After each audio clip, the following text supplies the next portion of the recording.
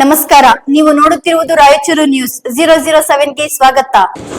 ರೈತರಿಗೆ ಖುಷಿ ಸುದ್ದಿ. ಜೂನ್ 25ಕ್ಕೆ ತುಂಗಭದ್ರಾ ಜಲಾಶಯದ 33 ಕ್ರಸ್ಟ್ ಗೇಟ್ಗಳ ಲೋಕಾರ್ಪಣೆ.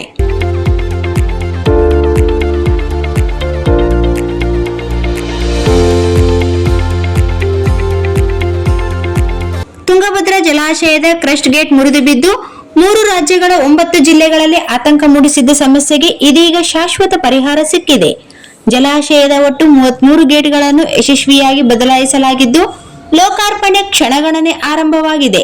ಇದೇ ಜೂನ್ 25ರಂದು ಕರ್ನಾಟಕ, ಆಂಧ್ರಪ್ರದೇಶ ಹಾಗೂ ತೆಲಂಗಾಣ ರಾಜ್ಯಗಳ ಮುಖ್ಯಮಂತ್ರಿಗಳು ಒಂಟಿಯಾಗಿ ಈ ನೂತನ ಗೇಟ್ಗಳನ್ನು ಉದ್ಘಾಟಿಸಲಿದ್ದಾರೆ. 51 ಕೋಟಿ ರೂಪಾಯಿ ವೆಚ್ಚದಲ್ಲಿ ನಿರ್ಮಾಣ, 55ರಿಂದ 60 ವರ್ಷಗಳವರೆಗೆ ಬಾಳಿಕೆ. ಕರ್ನಾಟಕದ 4 ಜಿಲ್ಲೆಗಳು ಮಾತ್ರವಲ್ಲದೆ ನೆರೆಯ ಆಂಧ್ರ ಹಾಗೂ ತೆಲಂಗಾಣ ರಾಜ್ಯಗಳಿಗೂ ಜೀವನಾಡಿಯಾಗಿರುವ ತುಂಗಭದ್ರಾ ಜಲಾಶಯದ 19ನೇ ಕ್ರಸ್ಟ್ ಗೇಟ್ 2024ರ ಆಗಸ್ಟ್ 10ರಂದು ಕೊಚ್ಚಿ ಹೋಗಿತ್ತು. ಈ ಘಟನೆಯ ಬಳಿಕ ತಂತ್ರಜ್ಞರ ಸಮಿತಿಯು ಜಲಾಶಯದ ಎಲ್ಲಾ 33 ಗೇಟ್ಗಳನ್ನು ಬದಲಾಯಿಸಲು ಸೂಚನೆ ನೀಡಿತ್ತು. ಅದರಂತೆ ಸುಮಾರು 51 ಕೋಟಿ ರೂಪಾಯಿ ವೆಚ್ಚದಲ್ಲಿ ಈ ಮಹತ್ವದ ಕಾಮಗಾರಿಯನ್ನು ಕೈಗೊಂಡು ಯಶಸ್ವಿಯಾಗಿ ಪೂರ್ಣಗೊಳಿಸಲಾಗಿದೆ. ಈ ಹೊಸ ಕ್ರಸ್ಟ್ ಗೇಟ್ಗಳನ್ನು ಮುಂದಿನ 55ರಿಂದ 60 ವರ್ಷಗಳವರೆಗೆ ಬಾಳಿಕೆ ಬರಲಿವೆ ಎಂದು ಜಲಸಂಪನ್ಮೂಲ ಸಚಿವ ರಾಮಲಿಂಗಾರೆಡ್ಡಿ ಅವರು ಮಾಹಿತಿ ನೀಡಿದ್ದಾರೆ.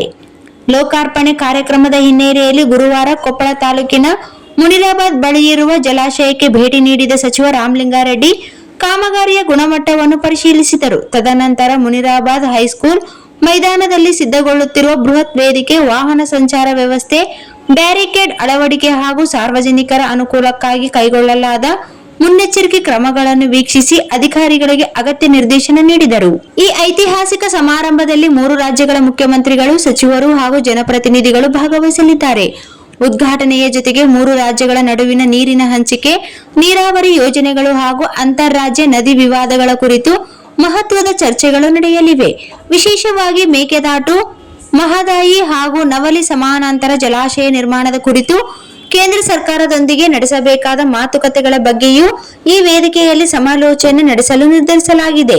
ವಿರೋಧ ಪಕ್ಷವಾದ ಬಿಜೆಪಿ ಈ ವಿಷಯದಲ್ಲಿ ಸಾಲು ಸಾಲು ಆರೋಪಗಳನ್ನು ಮಾಡಿದರೂ ಅತ್ಯಂತ ವೇಗವಾಗಿ ಕಾಮಗಾರಿ ಮುಗಿಸಿರುವುದು ನಮ್ಮ ಸರ್ಕಾರದ ಬದ್ಧತೆಯನ್ನು ತೋರಿಸುತ್ತದೆ ಎಂದು ಕೊಪ್ಪಳ ಶಾಸಕ ರಾಘವೇಂದ್ರ ಹಿಟ್ನಾಳ್ ಹೇಳಿದರು.